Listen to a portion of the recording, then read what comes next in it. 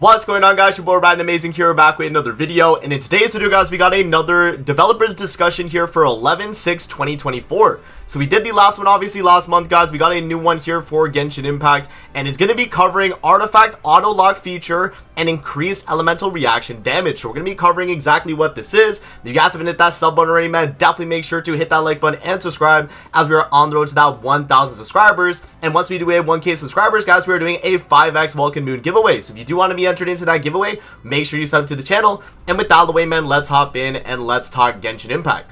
So right here, so hi Traveler, the latest developer discussion is here. Let's take a look at the optimizations that the new version update has in store for us. So we have the artifact auto lock feature now upgraded, and an increased damage for certain elemental reactions, which could be super big, guys, depending on what reactions get buffed.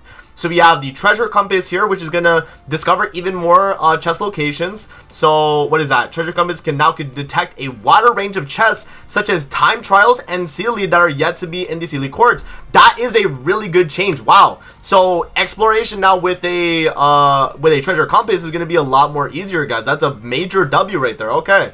Moving on, we got automatically swap treasure compasses and Oculus resonance stones based on the region. Starting from version 5.2, a new quick swap feature will be added to these treasure compasses and the Oculus resonance stones. And after enabling quick swap when using the treasure compass or Oculus resonance stones, it will automatically be swapped to match any region you cross into. That's really good. So if I just walk into Natlan, it's gonna swap to the the treasure compass for Natlan. That's actually a really good feature.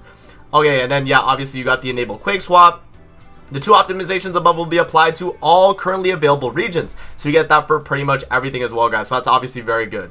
Moving on, now we got artifacts. So auto lock feature now upgraded. Handle everything with a single click. To make it easier for you to manage large quantity of artifacts and to make it simpler to understand to use the auto lock feature, the feature has been optimized. So starting with version 5.2, you do not need to use the recommended lock plan. Once enabled, you do not need to do anything yourself. The system will auto lock any artifacts that meet the requirements. So if it has crit or crit damage, that's good. If it has an elemental damage bonus or physical damage as their main affix on a goblet, that's good. And then circlet having crit rate, or what is that? Yeah, crit rate as their main affix or crit damage as their main affix. So that's really good, actually, guys. Yeah, I mean, having it to where when you get an artifact and it auto locks those, but then the other ones just are, you're gonna trash them anyway. You're gonna strongbox them or whatever. That is actually really good. So yeah, use recommended settings. The recommended general lock plan and cell lock plans have preset auto-locked affixes based on the common applications. The recommended artifact plans will be adjusted in line with the updates to the game, so you don't have to adjust anything yourself. And if you want to keep things simple, you can enable this setting with just one click. If you have your own custom needs, you can set your own plans for each of the set components, so that's good. So yeah, here we go. So we got so the auto lock set plan, so it includes any of the following two minor affixes as well as the required affixes. Yeah, so you can pretty much set it to what you want to get, and then when you do get that, it's gonna lock that artifact. So that's actually fairly good. Okay, so artifact astral mark feature now available, as well as using autolock. You can now use the marking function to filter your artifacts even further, so now you'll know which ones are the actual worthwhile ones to actually level up. That's a very that's a very good feature, guys. We're still waiting on that loadout system.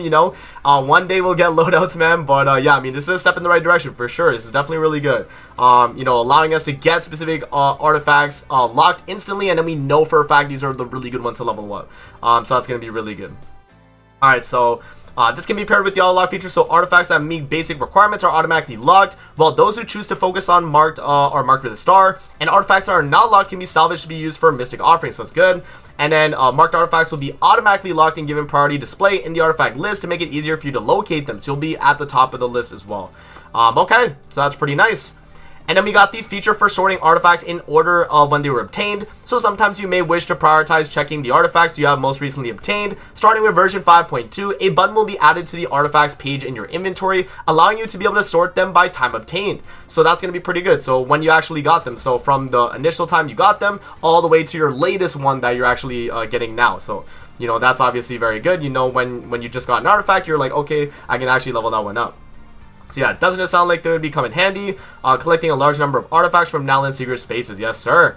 So we have the weapons selection page optimization. So did I refine the catalyst for rank 4, rank 5? I think I might need another sword. Maybe we should check to make sure.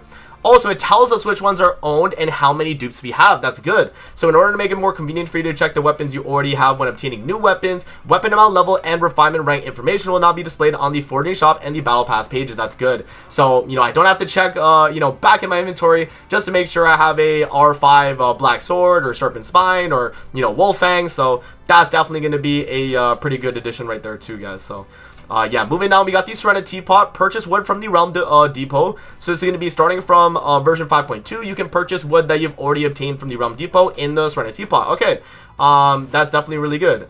So then what's more, the cooldown for using the Boon of the Elder Tree will be reduced from 15 seconds to 5 seconds. Okay. I'm not really too familiar with this, guys. You'll have to let me know what the Boon of the Elder is in the comments below. I don't really do too much Sera Teapot, right? I don't really do too much with it, so you guys will have to let me know.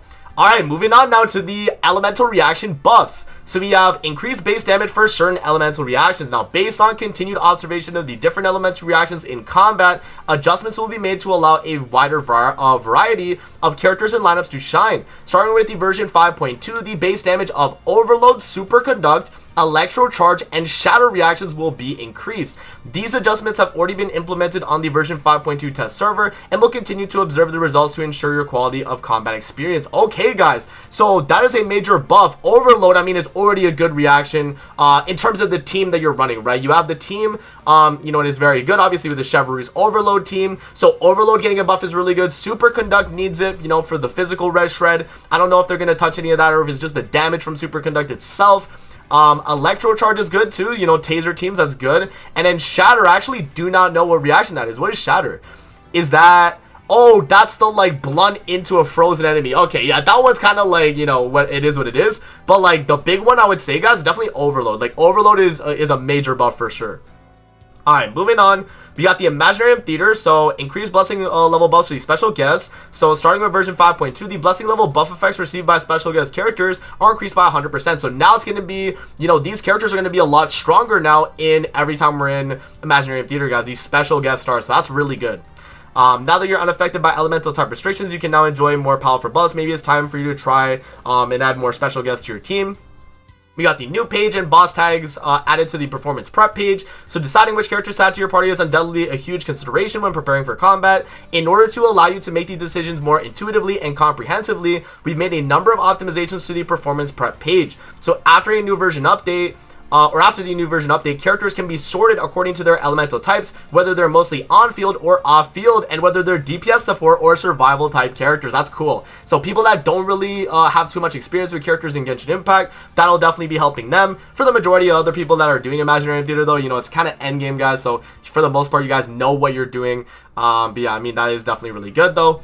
The number of characters in each category will be displayed in the selected characters area. So you have the opening and alternate cast members selected, and then invite supporting cast, and it tells you how many support and how many on-field, off-field. Yeah, so there you go. So that's definitely very good. And then selectable alternate cast members, and it shows it here, and it'll tell you what types you got, and then yeah, the type of thing they are, which is good.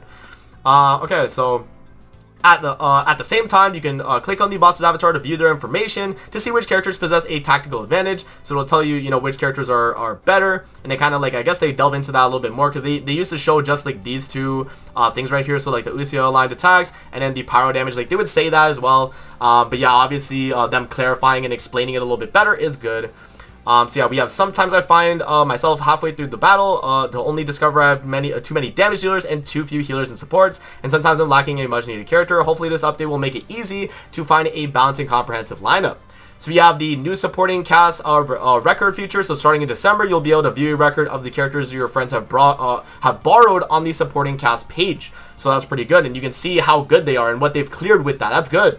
So for sure, man. And then what's more, in response to the feedback regarding completing all acts in one go, starting from version 5.2, after completing at least 3 acts as well as your dialogue with Wolfie, you can press next act button on the finalization screen after each successful performance to continue your challenge, and that's good. So a lot less menus that you got to go through, guys. And then yeah, I think that's it. So this brings the latest session of the developer discussion to an end. We hope that you'll be able to bring all the better gaming experience in future updates. So yeah, guys, I mean, there we go. That is going to be the Genshin developer discussion as of the November 6th update. So yeah, let me know what you guys think about version 5.2 and all the things coming with it. In terms of this, I think the major thing though would be definitely the I mean, the artifacts is alright, but I think the major thing though is definitely the elemental reaction. They didn't really specify how much of a buff they're getting, but Overload is a major one that I think will be, you know, very, very strong after this buff, because Overload was already a really good team. Superconduct is going to be alright, definitely helps some,